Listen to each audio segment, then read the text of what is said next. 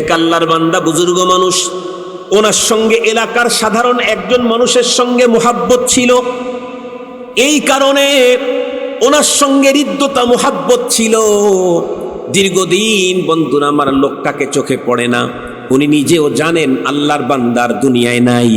কোনো একদিন রাত্রে স্বপ্নের ঘরের বন্ধুরা আমার দেখতে পেলেন ওই অসি বন্ধুরা আমার সাধারণ লোকটাকে।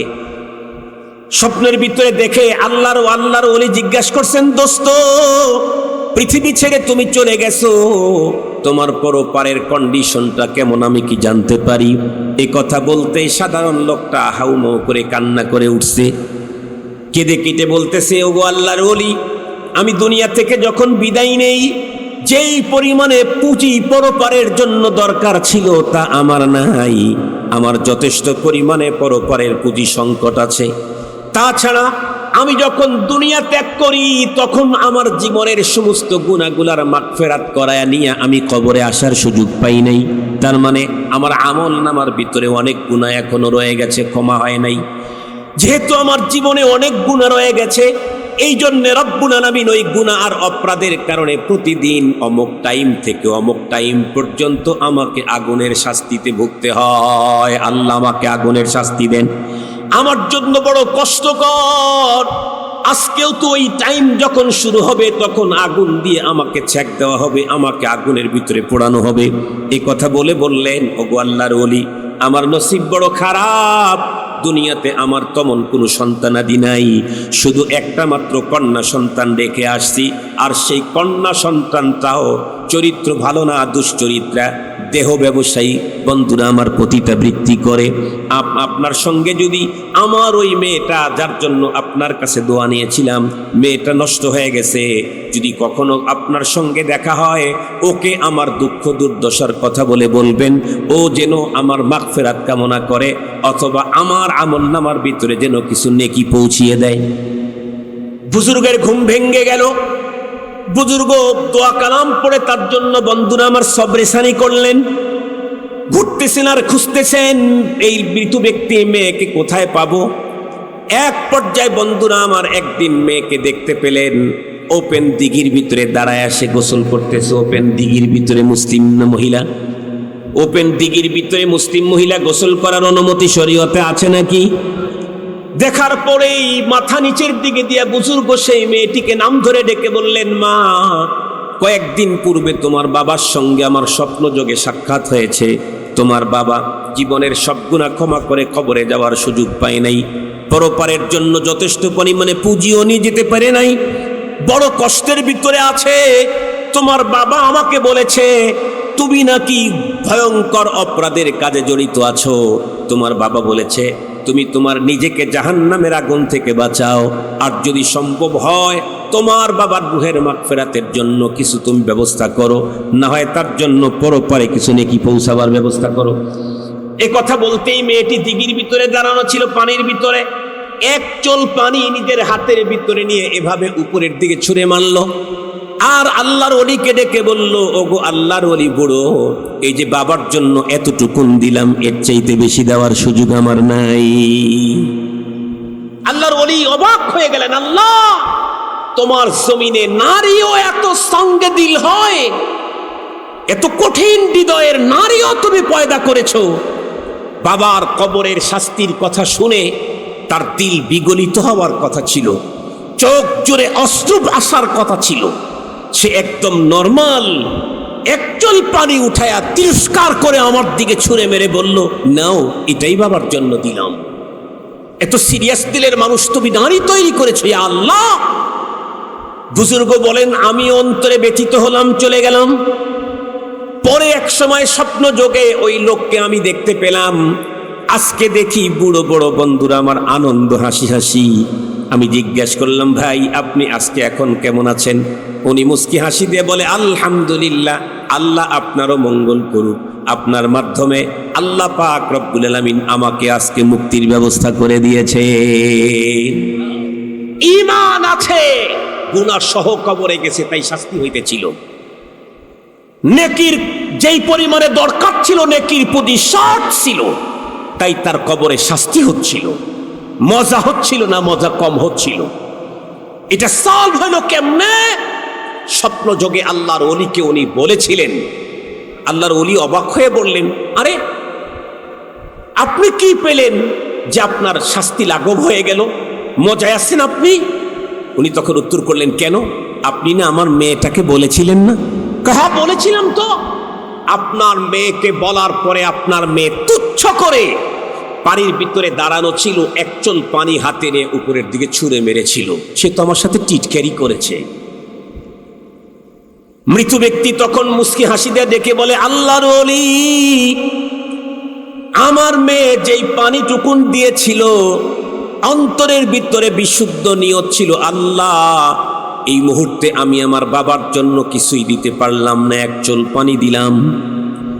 এই পানি যেই জায়গার ভিতরে পড়ছে তার ভিতরে একটা জায়গায় ছোট্ট একটা প্রাণী, একটা কীট, একটা পোকা চূড়ান্ত তৃষ্ণার কারণে জীবনের সন্ধিক্ষণ একদম দ্বার প্রান্তে দাঁড়িয়েছিল। আমার মেয়ের ছোড়া পানি ওর মুখের সামনে পড়ার কারণে ও তৃপ্তি সহকারে পানি পান করে নতুন জীবন পেয়ে গেল। ছোট্ট পোকাটা, কীটটা তখন আল্লাহর কাছে ডাকে বলেছে, আয় আল্লাহ, তোমার যেই বান্দার ছোড়া পানির কারণে তুমি আমাকে নতুন জীবন দান করলে, ওর আপনজন মুসিবতের মধ্যে থাকলে তাকে তুমি মুক্তির ব্যবস্থা করে দাও।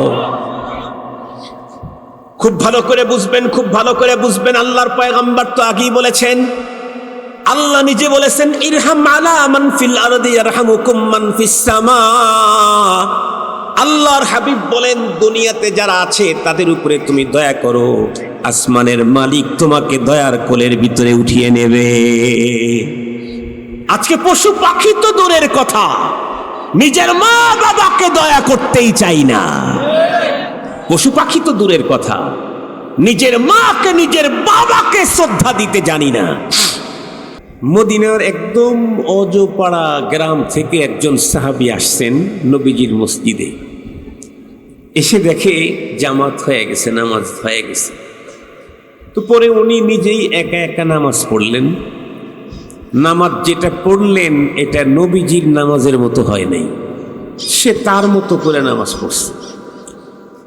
এরপরে হাত দুটি উঠায়া দোয়া যেটা করলেন সেটাও তার মতো করেই। সেটি কি? দোয়াতে বলতেছেন উনি, আল্লাহুম্মার হামনি ওয়া মুহাম্মাদা ওয়ালা তারহাম মা'না আহাদা। নামাজও পড়ছে তার মতো করে, দোয়াও করতেছে তার মতো করে। হাত উঠায় বলে, আয় আল্লাহ, তুমি আমাকে আর মুহাম্মাদুর রাসূল সাল্লাল্লাহু আলাইহি ওয়াসাল্লামকে দয়া করো, পৃথিবীর আর কাউকেই দয়া করো না। এই জাতীয় দোয়া কি জীবনে কোনোদিন শুনছেন আপনারা? পৃথিবীর কেউ কোনোদিন এই জাতীয় দোয়া করেছে? কেন করে নাই? কারণ দোয়া কবুল হওয়ার জন্য বেশ কিছু শর্ত আছে। কিছু কাজ এমন আছে যেই কাজগুলি করলে অতি দ্রুত আল্লাহ পাকের কাছে দোয়া কবুল হয়। তার মধ্যে একটা হলো, দোয়ার ভিতরে যত ব্যাপক মানুষকে শামিল করা হবে তত দ্রুত আল্লাহ পাকের কাছে দোয়া কবুল হয়ে যাবে। আরো সহজে বুঝবার জন্য বিগত পতিত সরকারের সময়ের ঘটনা বলি, তাহলে আরো ভালো বুঝবেন। বিগত সময়ে বাংলাদেশের অনেক জায়গাতে ওয়াজ মাহফিল হয় নাই, হতে দেয় নাই। ঠিক বললাম না ভুল বললাম? আমার অবশ্য ঝামেলা হয় নাই, কারণ আমি একটু গরম ওয়াজ কম করি, নরম ওয়াজ বেশি করি। এই জন্য আমার তেমন বেশি ঝামেলা হয় নাই। অনেকেরই মাহফিলে বাধা দিয়েছে, মাহফিলে অকথ্য ভাষায় গালিগালাজ হয়েছে, কারো উপরে আক্রমণ হয়েছে। তার মানে ঝামেলা তো ছিল, এর মধ্যে তো কোনো সন্দেহ নাই, ঝামেলা ছিল। সেই সময়ও মাহফিল ঝামেলা মুক্ত যদি কেউ করতে চাইছে, বুদ্ধিমান লোক যারা তখন তারা করছে কি, ওই অঞ্চলের ওই দলের বড় নেতাকে প্রধান অতিথি করে দিয়েছে। ওই অঞ্চলের ওই দলের বড় নেতাকে প্রধান অতিথি করলেই আর ওই মাহফিলে কোনো বাধা হয় নাই।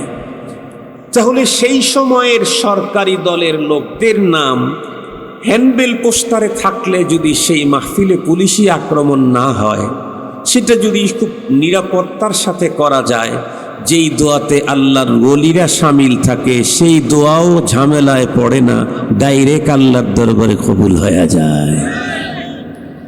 এই জন্যে দোয়া করতে শুধু আপনার বাবা মায়ের দিয়ে নিয়ে দোয়া করবেন না, শুধু আপনার ছেলে মেয়েদেরকে নিয়ে দোয়া করবেন না। দোয়া করতে একেবারে আদম আলাইহিস সালাম থেকে শুরু করে এ পর্যন্ত যত মুসলিম নারী পুরুষ দুনিয়া থেকে চলে গেছেন তাদের প্রত্যেকের জন্য দোয়া, ইনশাআল্লাহ ইনশাআল্লাহ। আরো একটা গুরুত্বপূর্ণ কথা আপনাদের খেদমতে বলি, তাহলে আজকের উপরের যেখানে ঘোষণা আছে ঘোষণার সাথে আমার কিছু আলোচনা মিল থেকে গেল আর কি। আমরা কি লিখছি এখানে? সকল কবরবাসীর আত্মার মাগফিরাত কামনায় দোয়া।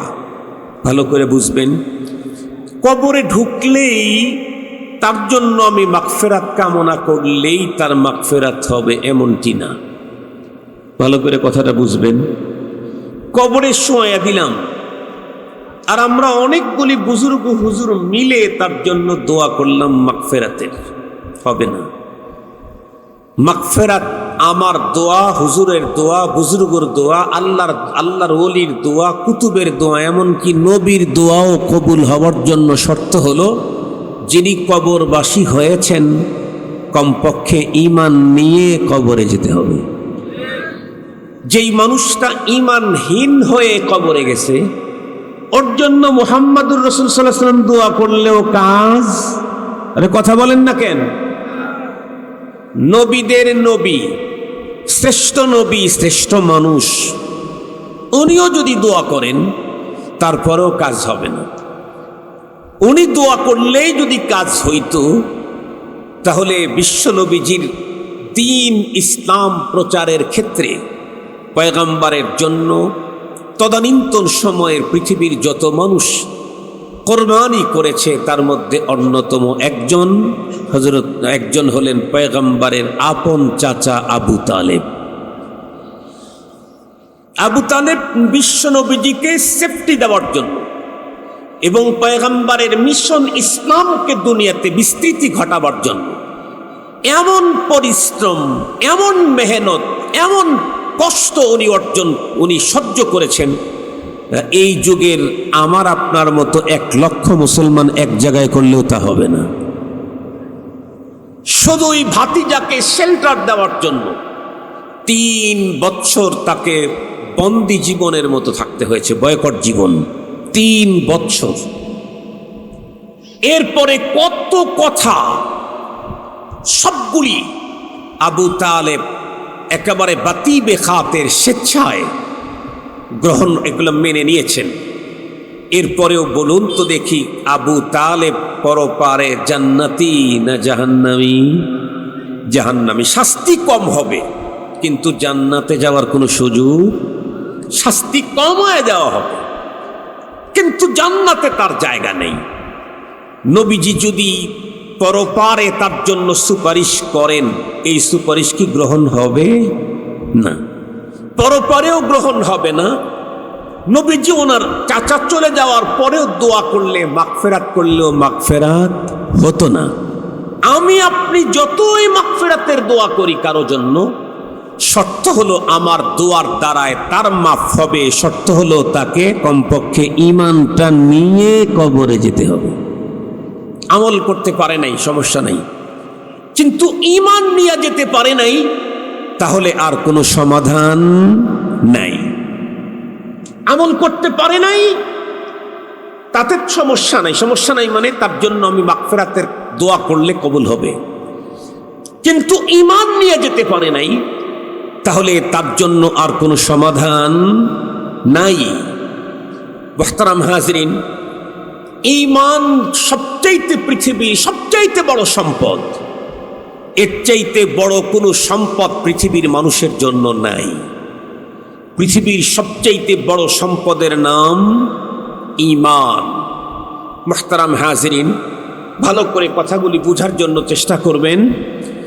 ঈমান যদি কারো নষ্ট হয়ে যায়, এই অবস্থাতে সে যদি কবরে যায়, তাহলে তার জন্য নবী রাসূলও পরপারে শাফাআত করবার কোনো পারমিশন নাই। সারা দুনিয়ার সব মিলে একজন বেঈমানের জন্য দোয়া করলে তার মাগফিরাত জীবনেও হবে না। আমাদের ঈমান ভঙ্গের কারণ আছে, ওযু ভঙ্গের কারণ আছে না নাই? আছে। নামাজ ভঙ্গের কারণ, তাহলে আমি আল্লাহু আকবার বলে ওযু কালাম করে পবিত্র কাপড় চুপু পরে নামাজ শুরু করলেই কি নামাজ হয়েই যাবে, নাকি নামাজ ভঙ্গের কারণ প্রকাশ পেলে নামাজ ভেঙ্গে যাবে? ঠিক তদ্রূপ মুসলমানের ঘরে আমি জন্ম নিয়েছি, লা ইলাহা ইল্লাল্লাহ কালিমা আমি পড়েছি, প্রতিদিন 100 বার করে পড়ি, সকালে 100 বার করে পড়ি, বিকেলে সুবহানাল্লাহর তাসবিহ আমি পড়ি সকাল সন্ধ্যা, আল্লাহু আকবারের ধ্বনি দেই আমি সকাল সন্ধ্যা, সাল্লাল্লাহু আলাইহি ওয়াসাল্লাম বলে বিশ্ব নবীজির উপরে দরুদ পড়ি দৈনিক 2-3 হাজার বার। এরপরেও এই যে ঈমান আমার আছে, সেই ঈমানও কোনো কারণে ভেঙ্গে যেতে পারে। ঈমান ভঙ্গের কারণ কি ভালো করে বুঝবেন কথাগুলি। আমি আপনাদের কান সুখ দিতে আসি নাই, আমি আসছি ধর্মের গুরুত্বপূর্ণ একটা মেসেজ আপনাদের অন্তরে ঢুকায় দেওয়ার জন্য, যা ছাড়া আমার আপনার জীবন একদম বৃথা, সেটি হলো ঈমান। মনে রাখবেন কথাটা, মনে রাখবেন এই কথাটা। যদি কোনো মানুষ ঈমান যদি তার ভঙ্গ হয়ে থাকে, তাহলে সেই লোকটাকে মক্কা মদিনার জমিনে মাটি দিলে, কবর দিলেও কোনো ফায়দা নাই।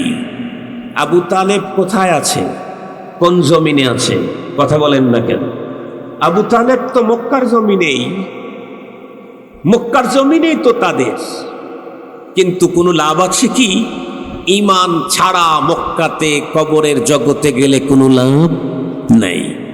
ঈমান নিয়ে যদি পৃথিবীর একদম গহীন অরণ্য, যেখানে জীবনেই কোনোদিন কোনো মানুষ ঢোকে নাই, সেই জায়গাতেও যদি কারো মাটি হয়, অথবা মাটি তার নসিব হয় নাই, ভেসে গেছে, অথবা আগুনে পুড়ে গেছে, কিন্তু ঈমান ছিল, তাহলে ওর পরপারের জীবনে শান্তির কোনো শেষ নাই।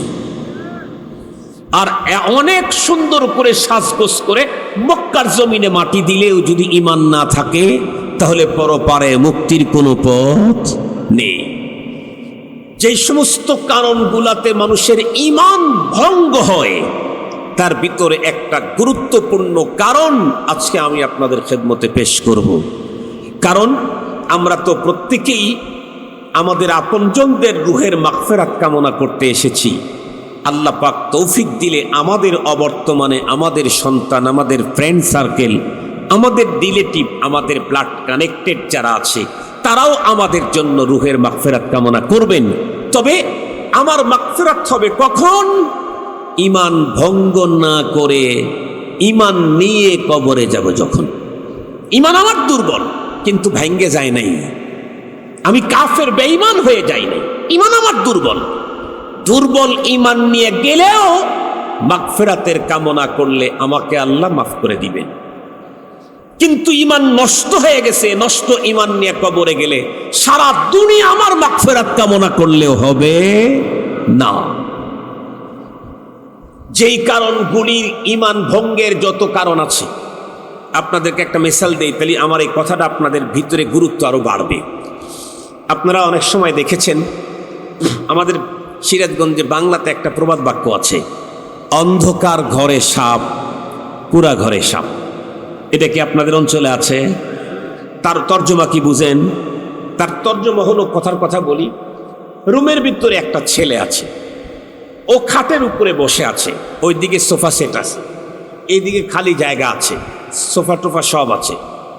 হঠাৎ করে ওর চোখে পড়ছে একটা বিষধর সাপ ওই কর্নারে। ঠিক সেই মুহূর্তে বিদ্যুৎ চলে গেছে। ছেলে তো চিল্লানি দিছে, আব্বু সাপ সাপ সাপ সাপ। ছেলের বাবাও পেরেশান, কিন্তু কোনো টর্চ নাই, লাইট নাই। ছেলে তো চিল্লাই দিতেছে, আব্বু সাপ সাপ সাপ। আব্বু বলে, তাহলে বের হয়ে আয়। বলে সাপ। তাহলে তুই সে পাশে যে সোফা আছে, সোফার উপরে যা। কয় সাপ। বলে তাহলে ডান দিকে ওইদিকে লাফ দে সর। বলে সাপ। বলে তাহলে যেখানে আসো সেখানেই থাক। বলে সাপ। এক সাপ কি পুরা ঘরেই? কথা বলেন না কেন? একটা সাপ কি এই 10 হাত ঘরের পুরা জায়গাতেই সাপ আছে? কিন্তু ও যে কোনো জায়গাতে যাইতে সাহস করতেছে না। কেন? অন্ধকার ঘরে সাপ, পুরা ঘরে সাপ। ও যেখানে আসে মনে করতেছে এখানে আসে নাকি, আবার সোফার উপরে যাবে চিন্তা করে ওইখানেই আসে নাকি, যেহেতু আমি দেখতে পাচ্ছি না, এ কারণে পুরা ঘরেই সাপ। যেই লোক নামাজ ভঙ্গের কারণ জানে না, সেই লোকের নামাজ শুদ্ধ হওয়ার গ্যারান্টি থাকে না। যেই লোক অজু ভঙ্গের কারণ জানে না, সেই লোকের অজু শুদ্ধ হওয়ার গ্যারান্টি থাকে না। মনে রাখবেন, যেই লোক নামাজ ভঙ্গের কারণ জানে না, ওই লোকের নামাজ শুদ্ধ হয়েছে তার কোনো গ্যারান্টি থাকে না। কেন? কোন কারণে নামাজ ভঙ্গ হয় ও তো জানেই না, সে কাজ হয়ে গেছে কিনা ওর তো খবরই নাই। মুসলমান ভাইরারি আমার, ভালো করে বুঝবেন, যেই লোক নামাজ ভঙ্গের কারণ জানে না, সেই লোকের নামাজ শুদ্ধ না অশুদ্ধ এই কথা বলার যেমন উপায় থাকে না, ঠিক তদ্রূপ যেই লোক ঈমান ভঙ্গের কারণ জানে না, সেই লোকের ঈমানেরও গ্যারান্টি দেওয়া যায় না। এই জন্য প্রতিটি মুসলমানদেরকে সর্বপ্রথম পৃথিবীর যে জিনিসটা জানা দরকার তার নাম হলো ঈমান। কারণ পৃথিবীর যত সম্পদ, যত জিনিস আল্লাহ পাক রব্বুল আলামিন আমাদেরকে দিয়েছেন, তার ভিতরে সবচেয়ে দামি জিনিসের নাম হলো ঈমান। কোনো একজন মানুষ যদি এমন হয়, নাই বলতে পৃথিবীর কোনো কিছুই নাই, অর্থ নাই, সম্পদ নাই, জায়গা নাই, জমি নাই, ঘর নাই, বাড়ি নাই, শিক্ষা নাই, কোনো যোগ্যতা নাই, দৈহিক সৌন্দর্য নাই, কিচ্ছু নেই বলতে কোনো কিছুই নাই, কিন্তু তার ভিতরে যদি ঈমান থাকে, কোরআন হাদিস মন্থন করলে দেখা যায়, বোঝা যায়, আল্লাহ পাকের আরশের পদস্থ ফেরেশতার চাইতেও ওই লোকটার দাম অনেক বেশি।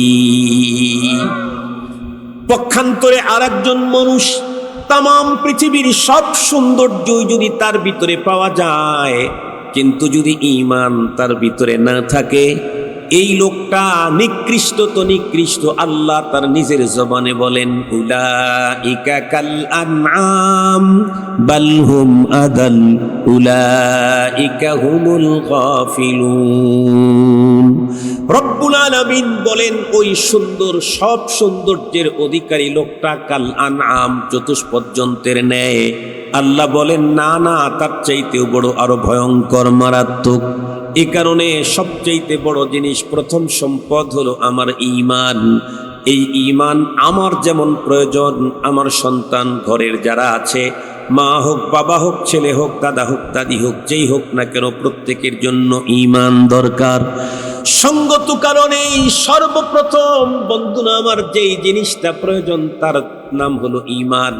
এ কারণেই বাংলাদেশের বর্তমান জাতীয় মসজিদের খতিব আল্লামা আব্দুল মালেক সাহেব হাফিজাহুল্লাহ, উনি একটা বই লিখেছেন, ঈমান সবার আগে। বইটার নামই দিয়েছেন ঈমান সবার আগে। খুব ভালো করে বুঝবেন কোন কোন কারণে ঈমান ভেঙ্গে যায়। সবগুলি বিষয়ের উপরে আমি আজকে বর্ণনা দেব না। বর্তমান সময়ে বহু মানুষের ঈমান ভেঙ্গে যাচ্ছে, যেই কারণগুলি, তার ভিতরে এক দুইটা কারণ আপনাদের খেদমতে পেশ করব। এর ভিতরে একটা কারণ হলো, মনে রাখবেন, আমরা ছোট্টবেলায় মর্নিং মক্তবের ভিতরে পড়েছিলাম ঈমানের কালিমা, আমানতু বিল্লাহি ওয়া মালাইকাতিহি ওয়া কুতুবিহি ওয়া রুসুলিহি ওয়াল ইয়াউমিল আখিরি ওয়াল কদরি খাইরিহি ওয়া শাররিহি মিনাল্লাহি তাআলা ওয়াল বা'থি বা'দাল মাউত। এইখানে বন্ধুরা আমার 6টা মৌলিকভাবে 6 জিনিসের প্রতি আমি আমার ঈমানের স্বীকৃতি দিয়েছিলাম। আমি তো ঘোষণা করেছিলাম 6 বস্তুর প্রতি আমার ঈমান।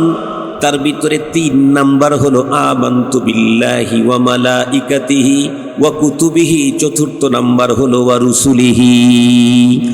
সমস্ত নবীর উপর প্রতি আমার ঈমান, আদম পয়গম্বর থেকে শুরু করে আমার পয়গম্বর পর্যন্ত যত নবী আল্লাহ পাক পৃথিবীতে পাঠিয়েছিলেন, যাদের নাম আমরা জানি অথবা জানি না, সমস্ত নবীগণ, রসুলগণ আল্লাহ পাকের পক্ষ থেকে প্রেরিত মহাপুরুষ। এদের প্রতি আমাদের ঈমান। যদি কোনো একজন পয়গম্বরকে কেউ যদি অবিশ্বাস করে তাহলে তার ঈমান কি হয়ে গেল? ভঙ্গ হয়ে গেল। কথা বলেন না কেন? ঈমান ভঙ্গ হয়ে গেল। সমস্ত নবীদের প্রতি এতটুকুন ঈমান আনলে যথেষ্ট। সমস্ত নবীগণ আল্লাহ পাকের চয়েসফুল মানুষ, আল্লাহর নিজের বাছাই করা মানুষ, সকলেই হক, সকলেই হক। সমস্ত নবীগণ নবুয়তের আগে এবং পরে কখনোই কোনো গুনাহ করেন নাই। সমস্ত নবীগণ মাসুম। ওনারা যে বার্তা এনেছেন সবগুলি কার পক্ষ থেকে প্রেরিত? আল্লাহর পক্ষ থেকে। এতটুকুন ঈমান যথেষ্ট। তবে আমার নবীজির প্রতি এতটুকুন ঈমান আনলে যথেষ্ট হবে না। আমার রসুলকে যদি কেউ রসুল মানে, আমার রসুলের উপরে নাজিল হওয়া সবকিছু আল্লাহ পাকের পক্ষ থেকে এটাও মানে, আমার রসুলকে যদি নবুয়তের আগে এবং পরে গুনাহ করেন নাই সেটাও মানে, তারপরেও যথেষ্ট হবে না। আরো কি মানতে হবে? আমার রসুলকে মানতে হবে সর্বশ্রেষ্ঠ রসুল। সুবহানাল্লাহ বলবেন কি? আমার রসুল সর্বশ্রেষ্ঠ রসুল। সাথে সাথে আরো কি মানতে হবে? আমার নবী সর্বশেষ নবী। কথা বলেন, আমার নবী সর্বশেষ নবী। আমার রসুলকে কেউ যদি সর্বশ্রেষ্ঠ রসুল বিশ্বাস করে কিন্তু সর্বশেষ নবী বিশ্বাস করে না, তাহলে তার ঈমান থাকে না। ঈমান ভঙ্গের যত কারণ তার ভিতরে একটা হলো আকীদায়ে খতমে নবুয়ত। খতমে নবুয়তের আকীদা যার কাছে নাই আর সবগুলার আকীদা ঠিক আছে, তার ঈমান ভঙ্গ। কথা বলেন না কেন? তার ঈমান ভঙ্গ। খুব ভালো করে বুঝবেন, আমার পয়গম্বর শুধুই সর্বশ্রেষ্ঠ নবী নন, আমার পয়গম্বর সর্বশেষ নবী। আমার পয়গম্বর যে সর্বশেষ নবী, এ কথা কোথায় আছে? আল্লাহ পাকের কোরআনে আল্লাহ পাক নিজেই স্পষ্ট বলে দিয়েছেন। আল্লাহ বলেন, মা কানা মুহাম্মাদুন আবা আহাদিম মির রিজালিকুম ওয়ালাকির রাসূলুল্লাহি ওয়া খাতামান নাবিয়্যিন। মুহাম্মদ সাল্লাল্লাহু আলাইহি ওয়াসাল্লাম তোমাদের ভিতরে কোনো প্রাপ্ত বয়স্ক পুরুষের পিতা নন। উনি হলেন আল্লাহর রসুল এবং সর্বশেষ নবী। কথা বলেন, সর্বশেষ রব বলেছেন। আর আল্লাহ পাক কোরআনে যে ঘোষণাটা দিলেন, এই ঘোষণার উপরে প্রতিশ্রুতি সমস্ত নবীদের কাছ থেকে আল্লাহ পাক নবীদের তৈরি করার আগেই নবীদের আত্মা থেকে রুহের জগতে নিয়ে রেখেছিলেন। আপনাদেরকে একটা মজার কথা শোনাই। কোরআনে হাকিম আল্লাহ তাআলা বলেন, ওয়াইদ আখাযাল্লাহু মিসাকান নাবিয়্যিন লামা আতাইতুকুম মিন কিতাবিন ওয়া হিকমাহ সুম্মা জাআকুম রাসূলুম মুসাদ্দিকুল লিমা মাআকুম লাতু'মিনুন্না বিহি ওয়া লাতানসুরুন্নাহ قال أأقررتم وأخذتم على ذلكم إسري قالوا أقررنا قال فاشهدوا وأنا معكم من الشاهدين। লম্বা তেলাওয়াত করলাম কোরআনে পাকের আয়াত। এই আয়াতে আল্লাহ পাক কি বলেছেন আমি আপনাদেরকে সারসংক্ষেপে আপনাদের খেদমতে উপস্থিত করি। কথাগুলি খুব ভালো করে বন্ধুরা আমার বুঝবেন, কারণ এই কথাগুলি আমার ঈমান সংক্রান্ত কথা। আমল যদি আমার ছুটে যায় বা একটু কম হয়, আমার জন্য রুহের মাগফিরাত কামনা করলে আমার পরবর্তী জেনারেশন আমার জন্য সব পাঠায়া দিলে ওইটা ফিল আপ করা সম্ভব। কিন্তু ঈমান যদি ভঙ্গ হইয়া যায় তাহলে আমাকে নাই ইউরো দিয়েও লাভ নাই। কথা বলেন না কেন? বেঁচে থাকতে হবে। এই জন্য সবচাইতে বড় গুরুত্বপূর্ণ কথা, যা দিয়ে আমার ঈমান ভঙ্গ হয়ে যেতে পারে, এমনই এক গুরুত্বপূর্ণ কথা হলো, আমি আপনাদের খেদমতে বলছি, ভালো করে বুঝেন। সমস্ত নবীদেরকে আল্লাহ পাক রব্বুল আলামিন যখন পর্যন্ত আদম পয়গম্বরের বডি স্ট্রাকচার তৈরি হয় নাই তখনকার কথা বলা হচ্ছে। আল্লাহর কোরআনে আল্লাহ বলেন, আপনারা জানেন, সমস্ত মানব রুহকে আল্লাহ পাক তৈরি করে দীর্ঘদিন পর্যন্ত রুহের জগতে রেখেছিলেন এবং সেই রুহের জগতে আল্লাহ পাক রব্বুল আলামিন 2টা কনফারেন্স করেছিলেন। একটা কনফারেন্স হলো জেনারেল, আর একটা কনফারেন্স হলো স্পেশাল। স্পেশাল কনফারেন্সের মধ্যে শুধুই মাত্র কেবলমাত্র কিয়ামত পর্যন্ত যত নবী দুনিয়াতে আল্লাহ পাঠাইতেন, বন্ধুরা আমার, তাদেরকে এক জায়গায় করে তাদেরকে বাছাই করেছেন। কোটি কোটি কোটি কোটি সমস্ত মানব আত্মার ভিতর থেকে বাছাই করে করে আল্লাহ নিজে বাছাই করে করে নবীদের আত্মাগুলাকে এক জায়গায় গ্যালারিতে জমা করলেন। এরপরে রব্বুল আলামিন বক্তব্য দিলেন। সেই বক্তব্যটা কি? আল্লাহ বলেন, লামা আতাইতুকুম মিন কিতাবিন ওয়া হিকমাহ, আমি তোমাদেরকে কিতাব দেব, হিকমত দেব, ইলম দেব, নবুয়ত দেব, রিসালাত দেব কাউকে কাউকে, কিন্তু তোমাদেরকে একটা প্রতিশ্রুতি দেওয়া লাগবে। বলে কি? সুম্মা জাআকুম রাসূল। যারা তাফসীর পড়েছে, কওমি মাদ্রাসায় পড়েছে, তারা জানে সুম্মা শব্দের অর্থই হলো অনেক দেরিতে আসা এবং সবার পরে আসা। তার মানে তোমাদের সবার পরে একদম লাস্টে একজন রাসূল আসবেন। লাতুমিনুন্না বিহি ওয়া লাতানসুরুন্না। সেই রাসূল, যে রাসূল তোমাদের সবার পরে আসবেন, যার পরে আর কোনো নবী আসবেন না, সেই নবীর প্রতি তোমাদেরকে প্রত্যেককে ঈমান আনতে হবে এবং তাকে সাহায্য করতে হবে।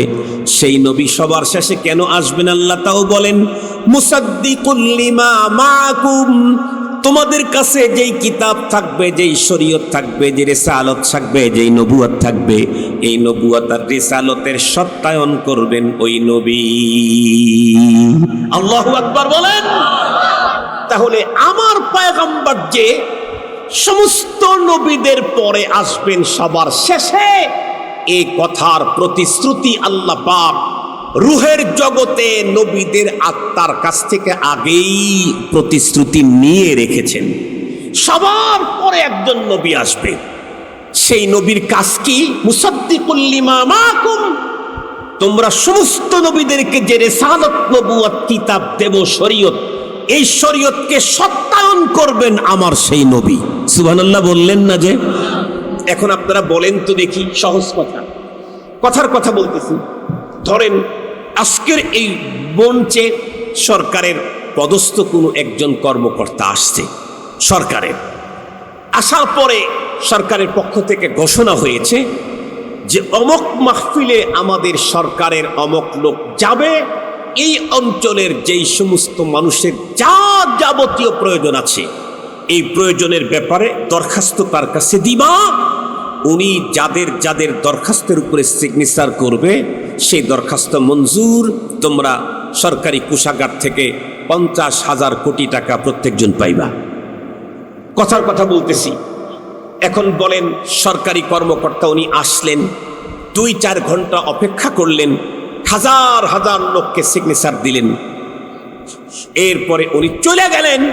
চলে যাওয়ার পরে যদি এই এলাকার কোনো শিক্ষিত অতি ভদ্র লোকও যদি আসেন, এখন দরখাস্ত করলে এই দরখাস্ত কি গ্রহণ হবে? কেন? কারণ কর্মকর্তার সত্যায়ন ছাড়া দরখাস্ত গ্রহণ হবে না। আর উনি আসছেন হলো সত্যায়নকারী অফিসার চলে যাওয়ার পরে, সুতরাং ওনার দরখাস্ত এখন সত্যায়িত হবে না, তাই সরকারের কাছে এটা গ্রান্ট পাবে না। সমস্ত নবীদেরকে আল্লাহ পাক বলেছেন আপনাদের প্রত্যেকের নবুয়ত আর রিসালাতের সত্যায়ন করবেন। সবার শেষে আমি যে রসুলকে পাঠাবো, মুহাম্মাদুর রাসূলুল্লাহ সাল্লাল্লাহু আলাইহি ওয়াসাল্লাম, উনি সঙ্গত কারণেই আদম পয়গম্বর থেকে ঈসা পয়গম্বর পর্যন্ত যত নবী এসেছিলেন তাদের নবুয়তকে সত্যায়ন করার সুযোগ মুহাম্মাদুর রাসূল সাল্লাল্লাহু আলাইহি ওয়াসাল্লামের আছে। কেন? উনি ওনাদের পরে এসেছেন। মুহাম্মাদুর রাসূলুল্লাহ চলে যাওয়ার পরে নতুন কোন নবুয়তের দাবি করলে এটা সত্যায়নকারী এখন কি আর আছে? আর একটু জোরে বলেন, আছে? যেই দরখাস্তের উপরে সত্যায়ন থাকে না, ওই দরখাস্ত যদি মন্ত্রণালয়ের টেবিলের উপরে থাকে, টেবিলের উপর থেকে এভাবে ধরে দুমড়ে মুছড়ে বন্ধুরা আমার ডাস্টবিনের ভিতরে ফেলে দেওয়া হয়, ঠিক না বেঠিক? ওই সমস্ত কেবলমাত্র দরখাস্তগুলা ফাইল আপ করা হয় যে দরখাস্তগুলার উপরে সত্যায়ন থাকে। মুহতারাম হাজিরিন, সঙ্গত কারণেই আমার পয়গম্বরের আগে পৃথিবীতে যত নবী রাসূল এসেছিলেন তাদের বন্ধুরা আমার প্রত্যেকের নবুয়ত বরহক। আমার নবী মুহাম্মদুর রাসূলুল্লাহর পরে পৃথিবীতে যত নবুয়তের দাবি করবে প্রত্যেকটা মুখস্থ, নির্দ্বিধায় ভণ্ড, আর কোনো প্রমাণ লাগে না। যেই নামেই হোক আমার নবী চলে যাওয়ার পর এই পৃথিবীতে যে কোনো রঙের, যে কোনো ঢঙ্গের, যে কোনো নামের নতুন কোনো নবী আগমনের সুযোগ আর, আবার বলেন নতুন কোনো নবী আগমনের সুযোগ নাই। তার মানে পুরান নবী আসতে পারে, অবশ্যই আসতে পারে। পুরান নবী একজন আসবেন, উনি কে? হযরতে ঈসা আলাইহিস সালাম। উনি পুরাতন নবী। নতুন কোন নবী কোন রঙের, কোন ঢঙ্গের, কোন লেভেল নিয়ে কোন রকমের এ পৃথিবীতে আসার সুযোগ নাই। হয়তো বলবে যিনি আসছেন ইনি আমাদের মহানবীজির সহযোগী নবী। নতুন না পুরাতন? বলে নতুন। বলে তাইলে এটা ডাস্টবিনে ফেলে দাও। এটা কোথায় ফেলে দাও? কেন? এই নবীকে সত্যায়ন করার লোক পৃথিবীতে এখন আর সত্যায়ন করতেন কে? মুহাম্মাদুর রাসূলুল্লাহ সাল্লাল্লাহু আলাইহি ওয়াসাল্লাম। উনি নাই। কোন নামের, কোন রঙের, কোন ঢঙ্গের, কোন প্রকারের নতুন নবী পৃথিবীতে আগমনের সুযোগ নেই। একজন নবী পৃথিবীতে আগমন করবেন কিয়ামতের আগে। উনি নতুন না পুরাতন? সে নবীর নাম সাইয়্যিদিনা হযরতে ঈসা আলাইহিস সালাতু ওয়াস সালাম। উনি পুরাতন নবী এ পৃথিবীতে আসবেন ওনার নবুয়ত আর রিসালতের কাজ করার জন্য, না আমার নবীর শরীয়তের সহযোগিতার জন্য? কথা বলেন না কেন? আমার নবীর রিসালতের সহযোগিতা করার জন্য। কেন? রূহের জগতে আল্লাহ পাকের কাছে ওয়াদা দিয়েছিলেন সকল নবীগণ, ক্বালু আকরারনা, হে আল্লাহ আমরা সমস্ত নবীগণ ওয়াদা দিলাম আপনার শেষ নবীকে আমরা সাহায্য করবই করব। মুসলমান ভাইরা, আমার লম্বা কথা বলার প্রয়োজন নাই। অনেক গুরুত্বপূর্ণ জিনিস হলো, আগেও বলেছি এখনো বলতেছি, আমল যদি আমার দুর্বল হয়, কম হয়, আমার সন্তান, আমার পরবর্তী প্রজন্ম যদি আমার নামে আমার মরণের পরে বন্ধুরা আমার মাগফিরাত করতে থাকে, আমার গুনাহ মাফ হবে। আর যদি আমার সন্তান, আমার আপনজন আমার অ্যাকাউন্টে নেকি পৌঁছাইতে থাকে, নেকিও ঢুকতে থাকবে। বিষয়টা বুঝবার জন্য একটা ঘটনা বলি। আমার বাবার ঘটনা বলবো না, হাকিমুল উম্মত মুজাদ্দিদুল মিল্লাত শাহ আশরাফ আলী থানভী রহমাতুল্লাহি আলাইহি কিতাবের ভিতরে লিখেছেন ইন্ডিয়ার এক ঘটনা। এক আল্লাহর বান্দা, বুজুর্গ মানুষ, ওনার সঙ্গে এলাকার সাধারণ একজন মানুষের সঙ্গে মুহাব্বত ছিল। এই কারণে ওনার সঙ্গে হৃদ্যতা মুহাব্বত ছিল দীর্ঘদিন। বন্ধুরা আমার, লোকটাকে চোখে পড়ে না। উনি নিজেও জানেন আল্লাহর বান্দার দুনিয়ায় নাই। কোনো একদিন রাত্রে স্বপ্নের ঘরে বন্ধুরা আমার দেখতে পেলেন ওই অসি বন্ধুরা আমার সাধারণ লোকটাকে। স্বপ্নের ভিতরে দেখে আল্লাহর ওলি জিজ্ঞাসা করছেন, দোস্ত পৃথিবী ছেড়ে তুমি চলে গেছো, তোমার পরপারের কন্ডিশনটা কেমন আমি কি জানতে পারি? এই কথা বলতে সাধারণ লোকটা হাউমাউ করে কান্না করে উঠছে, কেঁদে কেটে বলতেছে, ওগো আল্লাহর ওলি, আমি দুনিয়া থেকে যখন বিদায় নেই, যেই পরিমাণে পুঁজি পরপারের জন্য দরকার ছিল তা আমার নাই। আমার যথেষ্ট পরিমাণে পরপারের পুঁজি সংকট আছে। তাছাড়া আমি যখন দুনিয়া ত্যাগ করি তখন আমার জীবনের সমস্ত গুনাহগুলার মাগফিরাত করায়া নিয়ে আমি কবরে আসার সুযোগ পাই নাই। তার মানে আমার আমল নামার ভিতরে অনেক গুনাহ এখনো রয়ে গেছে, ক্ষমা হয় নাই। যেহেতু আমার জীবনে অনেক গুনাহ রয়ে গেছে, এই জন্য রব্বুল আলামিন ওই গুনাহ আর অপরাধের কারণে প্রতিদিন অমুক টাইম থেকে অমুক টাইম পর্যন্ত আমাকে আগুনের শাস্তিতে ভুগতে হয়। আল্লাহ আমাকে আগুনের শাস্তি দেন, আমার জন্য বড় কষ্টকর। আজকেও তো ওই টাইম যখন শুরু হবে তখন আগুন দিয়ে আমাকে ছেক দেওয়া হবে, আমাকে আগুনের ভিতরে পোড়ানো হবে। এই কথা বললেন, ওগো আল্লাহর ওলি, আমার নসিব বড় খারাপ, দুনিয়াতে আমার তেমন কোনো সন্তানাদি নাই, শুধু একটা মাত্র কন্যা সন্তান রেখে আসছি। আর সেই কন্যা সন্তানটাও চরিত্র ভালো না, দুশ্চরিত্রা, দেহ ব্যবসায়ী। বন্ধুরা আমার পতিতা বৃত্তি করে। আপনার সঙ্গে যদি আমার ওই মেয়েটা, যার জন্য আপনার কাছে দোয়া নিয়েছিলাম, মেয়েটা নষ্ট হয়ে গেছে, যদি কখনো আপনার সঙ্গে দেখা হয়, ওকে আমার দুঃখ দুর্দশার কথা বলে বলবেন, ও যেন আমার মাগফিরাত কামনা করে, অথবা আমার আমলনামার ভিতরে যেন কিছু নেকি পৌঁছিয়ে দেয়। বুজুর্গের ঘুম ভেঙে গেল। বুজুর্গ দোয়া কালাম পড়ে তার জন্য বন্ধুরা আমার সবরেসানি করলেন। ঘুরতেছেন আর খুঁজতেছেন এই মৃত ব্যক্তি মেয়েকে কোথায় পাবো।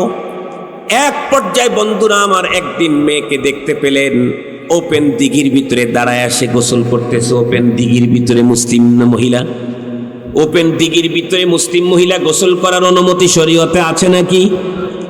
দেখার পরেই মাথা নিচের দিকে দিয়ে বুজুর্গ সেই মেয়েটিকে নাম ধরে ডেকে বললেন, মা, কয়েকদিন পূর্বে তোমার বাবার সঙ্গে আমার স্বপ্ন যোগে সাক্ষাৎ হয়েছে। তোমার বাবা জীবনের সব গুনাহ ক্ষমা করে কবরে যাওয়ার সুযোগ পায় নাই, পরপারের জন্য যথেষ্ট পরিমাণে পুঁজিও নিয়ে যেতে পারে নাই, বড় কষ্টের ভিতরে আছে। তোমার বাবা আমাকে বলেছে তুমি নাকি ভয়ঙ্কর অপরাধের কাজে জড়িত আছো। তোমার বাবা বলেছে তুমি তোমার নিজেকে জাহান্নামের আগুন থেকে বাঁচাও, আর যদি সম্ভব হয় তোমার বাবার রুহের মাগফিরাতের জন্য কিছু তুমি ব্যবস্থা করো, না হয় তার জন্য পরপারে কিছু নেকি পৌঁছাবার ব্যবস্থা করো। এ কথা বলতেই মেয়েটি দিঘির ভিতরে দাঁড়ানো ছিল, পানির ভিতরে। এক চোল পানি নিজের হাতের ভিতরে নিয়ে এভাবে উপরের দিকে ছুঁড়ে মারল, আর আল্লাহর ওলিকে ডেকে বলল, ওগো আল্লাহর ওলি বুড়ো, এই যে বাবার জন্য এতটুকুন দিলাম, এর চাইতে বেশি দেওয়ার সুযোগ আমার নাই। আল্লাহর ওলি অবাক হয়ে গেলেন, আল্লাহ, তোমার জমিনে নারীও এত সঙ্গে দিল হয়, এত কঠিন হৃদয়ের নারীও তুমি পয়দা করেছো। বাবার কবরের শাস্তির কথা শুনে তার দিল বিগলিত হওয়ার কথা ছিল, চোখ জুড়ে অশ্রু আসার কথা ছিল। সে একদম নরমাল একচল পানি উঠায়া তিরস্কার করে আমার দিকে ছুঁড়ে মেরে বলল, নাও, এটাই বাবার জন্য দিলাম। এত সিরিয়াস দিলের মানুষ তুমি নারী তৈরি করেছো, ইয়া আল্লাহ। বুজুর্গ বলেন, আমি অন্তরে ব্যথিত হলাম, চলে গেলাম। পরে এক সময় স্বপ্ন যোগে ওই লোককে আমি দেখতে পেলাম। আজকে দেখি বুড়ো বড় বন্ধুরা আমার আনন্দ হাসি হাসি। আমি জিজ্ঞেস করলাম, ভাই আপনি আজকে এখন কেমন আছেন? উনি মুস্কি হাসি দিয়ে বলে, আলহামদুলিল্লাহ, আল্লাহ আপনারও মঙ্গল করুক, আপনার মাধ্যমে আল্লাহ পাক রব্বুল আলামিন আমাকে আজকে মুক্তির ব্যবস্থা করে দিয়েছে। ঈমান আছে, গুনাহ সহ কবরে গেছে, তাই শাস্তি হইতেছিল। নেকির যেই পরিমাণে দরকার ছিল, নেকির প্রতি শর্ট ছিল, তাই তার কবরে শাস্তি হচ্ছিল। মজা হচ্ছিল না, মজা কম হচ্ছিল। এটা সলভ হলো কেমনে? স্বপ্ন যোগে আল্লাহর ওলিকে উনি বলেছিলেন। আল্লাহর ওলি অবাক হয়ে বললেন, আরে আপনি কি পেলেন যে আপনার শাস্তি লাঘব হয়ে গেল? মজায় আছেন আপনি? উনি তখন উত্তর করলেন, কেন? আপনি না আমার মেয়েটাকে বলেছিলেন না? হ্যাঁ বলেছিলাম তো। আপনার মেয়েকে বলার পরে আপনার মেয়ে তুচ্ছ করে পানির ভিতরে দাঁড়ানো ছিল, একচল পানি হাতে নিয়ে উপরের দিকে ছুঁড়ে মেরেছিল। সে তো আমার সাথে টিটকারি করেছে। মৃত ব্যক্তি তখন মুস্কি হাসি দিয়ে ডেকে বলে, আল্লাহর ওলি, আমার মেয়ে যেই পানিটুকুন দিয়েছিল, অন্তরের ভিতরে বিশুদ্ধ নিয়ত ছিল, আল্লাহ এই মুহূর্তে আমি আমার বাবার জন্য কিছুই দিতে পারলাম না, একচল পানি দিলাম। এই পানি যেই জায়গার ভিতরে পড়ছে, তার ভিতরে একটা জায়গায় ছোট্ট একটা প্রাণী, একটা কীট, একটা পোকা চূড়ান্ত তৃষ্ণার কারণে জীবনের সন্ধিক্ষণ একদম দ্বার প্রান্তে দাঁড়িয়েছিল। আমার মেয়ের ছোড়া পানি ওর মুখের সামনে পড়ার কারণে ও তৃপ্তি সহকারে পানি পান করে নতুন জীবন পেয়ে গেল। ছোট্ট পোকাটা, কীটটা তখন আল্লাহর কাছে ডাকে বলেছে, আয় আল্লাহ, তোমার যেই বান্দার ছোড়া পানির কারণে তুমি আমাকে নতুন জীবন দান করলে, ওর আপনজন মুসিবতের মধ্যে থাকলে তাকে তুমি মুক্তির ব্যবস্থা করে দাও। খুব ভালো করে বুঝবেন, খুব ভালো করে বুঝবেন। আল্লাহর পয়গম্বর তো আগেই বলেছেন, আল্লাহ নিজে বলেছেন, ইরহাম আলা মান ফিল আরদি ইয়ারহামুকুম মান ফিস সামা। আল্লাহর হাবিব বলেন, দুনিয়াতে যারা আছে তাদের উপরে তুমি দয়া করো, আসমানের মালিক তোমাকে দয়ার কোলের ভিতরে উঠিয়ে নেবে। আজকে পশু পাখি তো দূরের কথা, নিজের মা বাবাকে দয়া করতেই চাই না। পশু পাখি তো দূরের কথা, নিজের মাকে নিজের বাবাকে শ্রদ্ধা দিতে জানি না।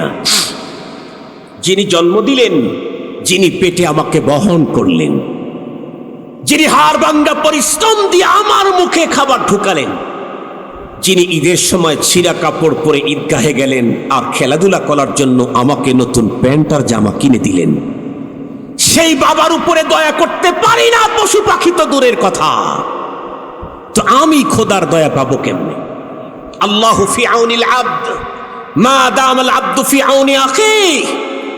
স্পষ্ট বার্তা, আল্লাহর বান্দা যখন আরেকজন আল্লাহর বান্দাকে সাহায্য করতে থাকে, রব ততক্ষণে ওর উপরে সাহায্য চালাইতেই থাকে। এখন তো বাংলাদেশে প্রতিযোগিতা চলছে খুনের। কথা বলেন না কেন? কিসের প্রতিযোগিতা? কত ভয়ঙ্কর পদ্ধতিতে কে কাকে মারতে পারে, কত ভয়ঙ্কর পদ্ধতিতে কে কার উপরে জুলুম আর নির্যাতন চালাইতে পারে। অপেক্ষা করো, তুমি যাকে মেরেছো তুমি কিন্তু জীবনে বেঁচে থাকতে পারবা না সারা জীবন, তোমাকেও একদিন মরতেই হবে। তুমি একজনকে মারলে সে মরে গেল, তোমাকেও তো একদিন মরতেই হবে। ধরা দিতে হবে কার হাতে? যার প্রিয় সৃষ্টিকে তুমি নির্মম ভাবে হত্যা করেছো, সেই মহান মালিকের হাতে তোমাকে ধরা দিতে হবে। তখন কি হবে? তখন কি হবে? মুহতারাম হাজিরিন, ওইটা আরো একটা সাবজেক্ট, সেদিকে আমি যেতে চাচ্ছি না। নির্ধারিত টাইমে আমি আমার আলোচনাকে শেষ করতে চাই। মূল একটা টার্গেট আমার আছে, টার্গেটের কথা বলেছি, আরো একদম ফ্রেশ করে আপনাদের খেদমতে পেশ করতে চাই। আজকের মাহফিলে কমপক্ষে একটা গুরুত্বপূর্ণ জিনিসও যদি অন্তরে নিতে পারি, তাহলে এ মাহফিল আমার নাজাতের জরিয়া হয়ে যাবে। মুহতারাম হাজিরিন, আগেই বলেছি কান সুখ দেওয়ার জন্য আসি নাই, আসছে হলো কোরআন, আল্লাহ পাকের তথ্য, নবীজির দেওয়া তথ্য, তার বক্তব্য। এগুলি আমরা আল্লাহ পাক আমাদের সিনায় যতটুকুন দিয়েছেন, এই যে আপনাদের সিনায় লোড দেওয়ার জন্য আসছি। ফ্ল্যাক্সি লোডালার কাছে অনেক টাকা থাকে না, ওটা আর এক ফোনে দেয় না, এই আমাদেরটা আপনাদের অন্তরে দিতে আসছে। নিবেন না আপনারা ইনশাআল্লাহ? ফিরি ফিরি নিবেন না ইনশাআল্লাহ? নিবেন, নিলেই কাজ। মুহতারাম হাজিরিন, খুব ভালো করে বুঝবেন, ছোট্ট একটা কীট, তার উপরে একটু পানি পড়েছে, সেই পানি সে তৃষ্ণা ভরে, তৃপ্তি ভরে পান করেছে, আল্লাহ পাকের কাছে দোয়া করেছে। ওই মৃত ব্যক্তি বলেন, হুজুর, ওই কীটের দোয়া আল্লাহর দরবারে কবুল। তাৎক্ষণিকভাবে রব আমাকে জানায় দিলেন, তোর মেয়ের এই গিফটার হাদিয়ার তোহফার কারণে তোকে আজ থেকে মুক্ত করা হলো। তার মানে আমি আমার বাবার জন্য মাগফিরাত কামনা করব, আল্লাহ আমার বাবাকে মাফ করে দিবেন, এটা গ্যারান্টি আছে। শর্ত হলো আমার বাবা ঈমান নিয়ে কবরে যাওয়া লাগবে। আমার বাবা যদি ভণ্ডবাদী হয়, আমার বাবা যদি কাদিয়ানি হয়, তাহলে আমি কেন মুহাম্মাদুর রাসূলুল্লাহকে দেয়া দোয়া করাইলেও মাগফিরাত হবে না। ঈমান নিয়ে যেতে হবে। আমার বাবা, আমার মা, আমার আপনজন দুর্বল ঈমানও যদি হয় তবুও চলবে, কিন্তু ঈমান ভঙ্গ হয়ে গেলে চলবে না, ঈমানহীন হয়ে গেলে চলবে না। ঈমান ভঙ্গের যত কারণ আছে, তার ভিতরে একটা কারণ হলো আকীদায়ে খতমে নবুয়ত। আমার রসুলকে সর্বশ্রেষ্ঠ রসুল মানতে হবে, আমার রসুলকে সর্বশ্রেষ্ঠ নবী মানতে হবে। আমার নবীকে যারা শ্রেষ্ঠ সর্বশেষ নবী মানে না, তাদেরকে কাফের বলতে হবে। তাদেরকে যারা কাফের বলবে না, তারাও কাফের হইয়া যায়। তাদেরকে যারা কাফের বলবে না, তারাও কাফের। দুনিয়া থেকে ঈমান নিয়ে কবরে যায় নাই, কত হাজার বছর পর্যন্ত দোয়া করলে কবুল হবে বলেন তো দেখি? কিয়ামত পর্যন্ত যদি তাদের জন্য মাগফিরাতের দোয়া করা হয়, জীবনে কোনোদিন বন্ধুরা আমার কবুল হবে না, কোনোদিন হবে না। তাদের নামে কারি কারি নেকি যদি পৌঁছাইতে থাকেন, এই নেকি কখনোই তাদের আমল নামার ভিতরে বন্ধুরা আমার কখনোই ঢুকবে না। কেন? আপনি যদি আপনার বাবার অ্যাকাউন্টে টাকা দিতে চান, অ্যাকাউন্ট নাম্বার না থাকলে কোথায় টাকা ঢুকাবেন? ঠিক বললাম না ঠিক বললাম? যেই মানুষ তার ঈমান নাই, সেই লোকটা মরণের পরে তার আর কোনো অ্যাকাউন্ট নাম্বার থাকে না। ঈমান নিয়ে যে কবরে যায় তার অ্যাকাউন্ট নাম্বার থেকে যায়। ছেলে দিলেও পায়, মেয়ে দিলে পায়, জামাতা দিলে পায়, বাবা দিলে পায়, ফুপু দিলে পায়, গ্রামের কোনো মানুষ দিলে পায়, ফ্রেন্ড সার্কেল দিলে পায়, রিলেটিভ দিলে পায়। শুধু তাই না, এমনকি দুনিয়াতে 50 বছর আগে কোনো একটা নলকূপ বানায় দিয়ে গিয়েছিল, মরণের পরে আরো 50 বছর পর্যন্ত নলকূপ থেকে বন্ধুরা আমার মানুষ পানি পেয়েছে। 50 বছর মরণের পর পর্যন্ত তার অ্যাকাউন্টে নেকি অটোমেটিকলি ঢুকে যায়। শর্ত হলো ঈমান নিয়ে কবরে গেলে অ্যাকাউন্ট নাম্বার ঠিক, ঈমানহীন হয়ে গেলে নাম্বারই নাই। কথা বলেন কি নাই? 1000 কোটি টাকা দিলে বাবারটায় যাবে না আর এক জায়গায় যাবে? আর এক জায়গায় যাবে। ওই দেখেন না, আমাদের মাঝে মাঝে ফোন দেয়, হ্যালো কে ভাই, হ্যালো কে ভাই, আমি অমুককে চাই। আরে অমুক তো এখানে নাই। তার মানে এই মোবাইল ফোনে যে কয়টা ডিজিট আছে, ডিজিটের কোনো এক জায়গায় যদি একটা জায়গায় যদি খালি মিস হয়, ওখানে লেখা আছে 6, আপনি লিখছেন 9, তাইলে আপনি ফোন দিয়েছেন মহাখালী, গেছে হলো নোয়াখালী। ঠিক বললাম না ঠিক বললাম? একটা মিস হইলে মহাখালীর ফোন কোন খালি যায়? নোয়াখালীর ফোন মহাখালী যায়, মহাখালীর ফোন নোয়াখালী যায়। একটা যদি প্রবলেম হয়, মনে রাখেন আল্লাহর প্রতি বিশ্বাস আছে, নবীদের প্রতি বিশ্বাস আছে, আমার রসুলকে শ্রেষ্ঠ নবীর বিশ্বাস আছে, এক ডিজিট খালি প্রবলেম, আমার রসুলকে আখির নবী মানি না, তাহলে আমার সব শেষ। নোয়াখালীর তা কই যাবো এখন? মহাখালী। মনে থাকবে তো? এই জন্যে মনে রাখেন, সমস্ত নবীদের নবী, সমস্ত নবীদের ইমাম, সমস্ত নবীদের নবুয়তকে সত্যায়নকারী মহামানব, মহানবী, সর্বশ্রেষ্ঠ নবী, সর্বশেষ নবী মুহাম্মদুর রাসূলুল্লাহ সাল্লাল্লাহু আলাইহি ওয়াসাল্লাম। আকীদায়ে খতমে নবুয়ত, এ ব্যাপারে আমাকে, আপনাকে, পুরা ফ্যামিলির প্রত্যেকটা সদস্যকে অ্যালার্ট হতে হবে। কখনোই কোনোভাবেই খতমে নবুয়তের আকীদা বিনষ্ট হলে আমার ঈমান ভঙ্গ হয়ে যাবে। 1000 দিন আমার নামের কুলখানি করেও লাভ হবে না। সূরাতুল ফাতিহা থেকে সূরায়ে নাস পর্যন্ত পড়লেও ফায়দা হবে না। সারা জীবন তার জন্য কান্না করলেও কাজ হবে না। এই জন্য মুহতারাম হাজিরিন, আজকে আমি এতটুকুন বললাম।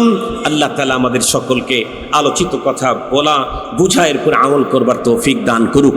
পৃথিবীর কেউ অমকের, কেউ তমকের আদর্শ বন্ধুরা আমার লালন করে কবরে যাবে, আর আমরা যাব মুহাম্মাদুর রাসূলুল্লাহ সাল্লাল্লাহু আলাইহি ওয়াসাল্লামের আদর্শকে লালন করে। অমক তমক যেই হোক না কেন, তাদের নামে কুলহু সূরা পড়ার লোক পাওয়া যাবে না।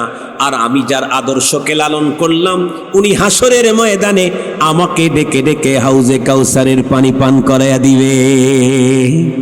আসুন আমরা খতমে নবুয়তের মাস আকীদাকে অন্তরে লালন করি। আল্লাহ আমাদেরকে হেফাজত করুক। ওয়া আখিরু দাওয়ানা আনিল হামদুলিল্লাহি রাব্বিল আলামিন।